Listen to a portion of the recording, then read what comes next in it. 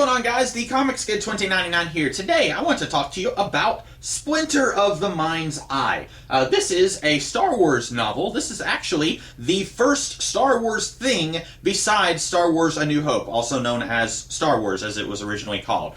This came out in between A New Hope and Empire Strikes Back. The copyright date just says 1978, but someone who had this before I did, they dated it on the inside April 11th, 1978. So I'm assuming it came out early in 78. So very, very recent after Star Wars A New Hope came out. And as I understand it, I could be a little wrong on the details, George Lucas approached Alan Dean Foster and said, I need you to write a Star Wars story that I could potentially turn into a sequel to this Star Wars movie that I've got coming out. But it needs to be kind of lower budget, just in case Star Wars does okay enough that it will get a sequel, but not so okay that we could throw more money at it. If it just does okay, we don't need a bigger spectacle that we're not going to be able to afford. So write something that's a little lower, a little tighter on the budget. And also, we don't know if Harrison Ford is going to want to come back. So don't put Han Solo or Chewbacca in this story. So right off the bat, you've only got Luke, Leia, the droids who are barely in this, and then, I guess spoilers, but it's right here on the cover, Darth Vader does show up in this. And so that's it. There is one mention of Han Solo, actually maybe two mentions. At one point Luke mentions when him and Han saved Leia from the Death Star, and then there's another point when he's talking to another character and he mentions an old pirate / smuggler that he knows. But they don't ever reference where he is at this point. And so basically the plot of this book is Luke and Leia are heading to this planet that is thinking about breaking off from the Empire and joining the rebellion, but they need to be convinced. So Leia is going to go there and convince them, and Luke is her bodyguard. And because this was written before the sibling reveal in Return of the Jedi, there is a lot of unresolved sexual tension in this book, and it's super weird. It is nearly impossible for me to shake everything that I know about Star Wars that was not a thing when this came out.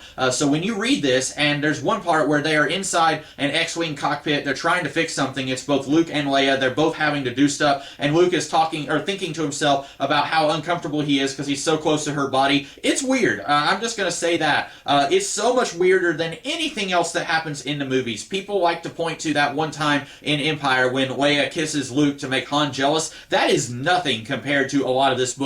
They don't do anything, I should point that out, but it's clear that Alan Dean Foster did not know what George Lucas was eventually going to do, and I think it's pretty much common knowledge now that even George Lucas didn't know at this time. I'm pretty sure there is a copy of an early draft of the script of Empire where at that time they did not even know that Darth Vader was going to be Anakin Skywalker, and that's pretty clear here also. They don't know that either. But some of that is going to be very, very weird if you are aware of what happens in Empire and specifically Return of the Jedi. But anyway, they get stranded on this other world that's right next to the one that they're trying to get to. It's some kind of signal. It shorts out the ship, I think.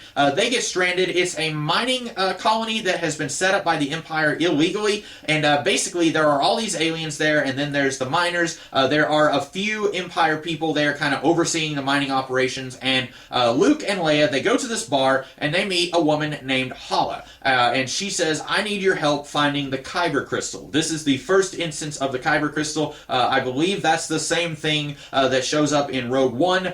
This is the same kind of thing that powers lightsabers, I think. Anyone who knows more about Star Wars than I do could probably tell you if that's the same kind of crystal, but basically Hala says the Kyber Crystal can enhance a Force user's ability to use the Force, and she has a tiny slither of it, and she puts it in Luke's hands, and then it kind of enhances his Force a little bit, and then she says, well, now you have to help me because there are Force-sensitive people in the Empire, and they probably sensed that your Force sensefulness just got increased. So now they're going to be coming here to also look for the Kyber Crystal, and it's somewhere on this world. It's in one of the temples, so they are going to help this woman Hala. And I should point out, she says that she is a Force user. She does not say that she was a former Jedi Knight. She doesn't seem to recognize Luke's lightsaber. I think at one time she calls it a toy. She also, she does not claim to be a Jedi Knight. A couple times Luke mentions being trained by Obi-Wan Kenobi. She doesn't seem to know who that is. Of course, by the time you get to the prequels, it seems like all of the Jedi Knights know who each other are. So if this woman was a Jedi Knight, she would have known of Obi-Wan Kenobi, even if she never met him. But she just says she's a Force user, and all we see her do is move a salt shaker on the table, or some kind of spice thing. But anyway, I'll go ahead and tell you, we eventually find out she says she's just a charlatan. She only uses the Force to perform tricks, and that's why she wanted the Kyber Crystal to do more tricks. But anyway, they go on this adventure trying to find the Kyber Crystal, and then it's just a series of mess-ups where they get into another obstacle, and then, now this other thing happens. So when they are leaving, or I guess I should say, while they were in the bar, before Hala even approached Luke and Leia, the busboy saw that Leia's hands were too soft, and they didn't have any calluses on them. So she can't possibly be a spice miner, or whatever, not spice mining, whatever kind of mining they're doing.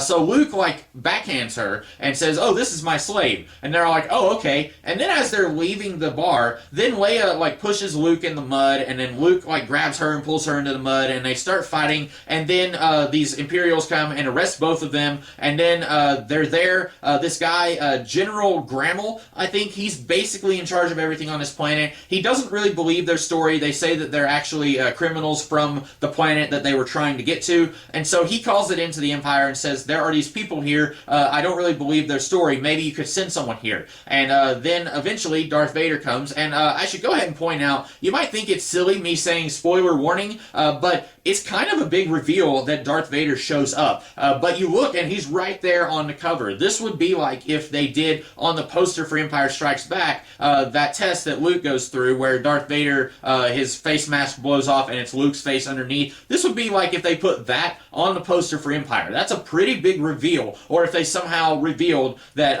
Luke Skywalker is Darth Vader's son on a poster or something like that. Because Darth Vader isn't in this book very much.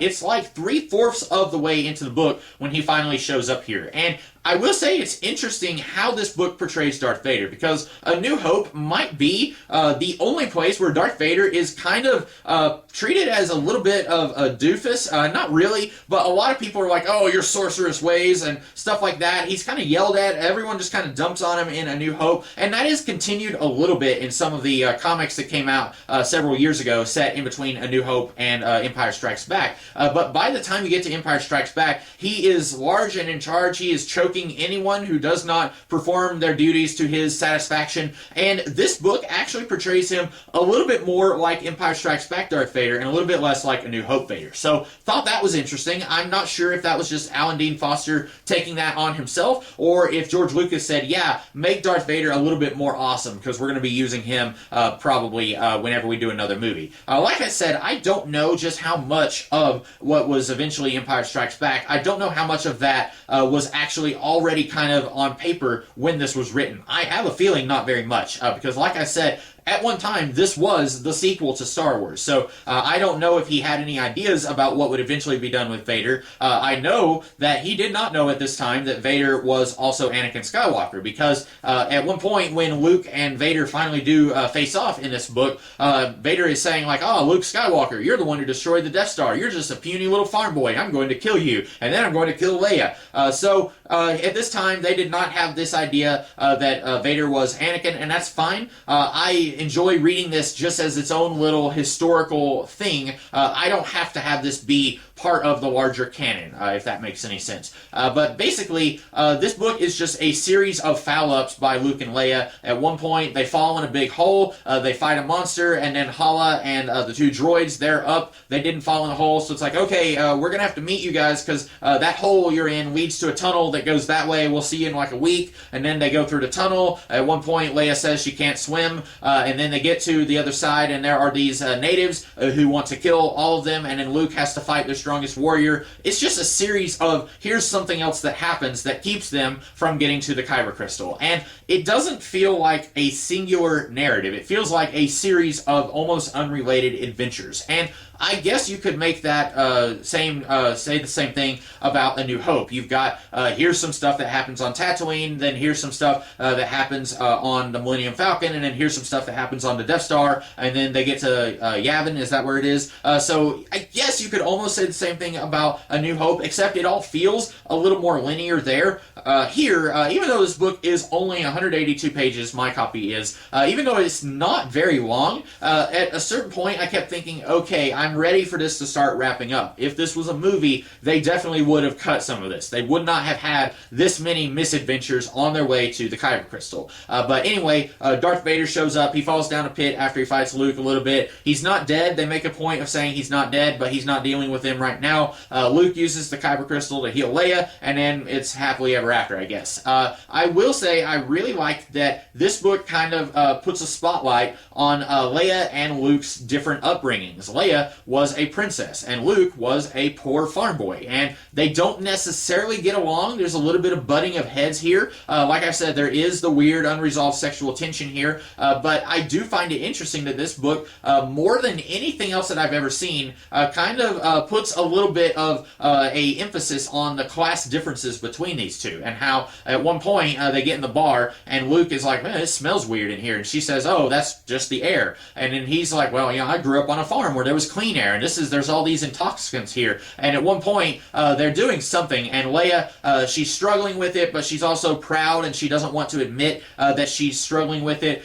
In the movies we got, specifically in A New Hope, there was a lot of butting of heads with Leia and Han specifically, but you always got the feeling that she was the one in the right. Whatever they were arguing about, Leia was right about whatever it was. Here, you don't get as much of that. It's not quite as cut and dry. Sometimes Luke will be arguing with her, and you kind of side with Luke a little bit more. And sometimes Leia, you're kind of siding with her a little bit more. But this doesn't portray it as black and white as A New Hope did, where they'd be arguing, and it's like, yeah, I side with Leia. She's the one who's right in this case. Anyway, I liked it. I thought it was interesting. And if for some reason you cannot find this book anywhere, you don't want to pay whatever it's going to cost online, I think you can get it pretty cheap on Amazon. If you don't want to buy it, there is an audiobook on YouTube. As I was reading this, I was listening to the audiobook. I do that with prose. It helps me a little bit. If I didn't have the audiobook, it would have taken me months to get through this. I just don't have the attention span to want to power through a book. But if I have an audiobook, I can do it a little faster. And the audiobook, it looks like it's like 11 hours long, but really it's only a little more than 5 hours long. It's like it does a weird thing where it repeats some of the audiobook after it finishes. So not a very long book, 12 chapters, I think, 180 something pages. It's interesting, but I do ultimately think that what we got in the Star Wars universe is better than what we got here. I like that we did get the return of Han Solo. I like the direction that a lot of the Star Wars universe went instead of this. There's some interesting stuff here. I like the Kyber Crystal. I thought that was kind of neat, but overall, I think that it's interesting historically, but not necessarily something that I would have wanted to have seen the Star Wars universe go in. So that's about it for Splinter of the Mind's Eye. I hope that you guys liked this video, and if you did, be sure to check out some of the other stuff that I'll be doing later this week. In the meantime, you guys have a great rest of the day. Catch you later.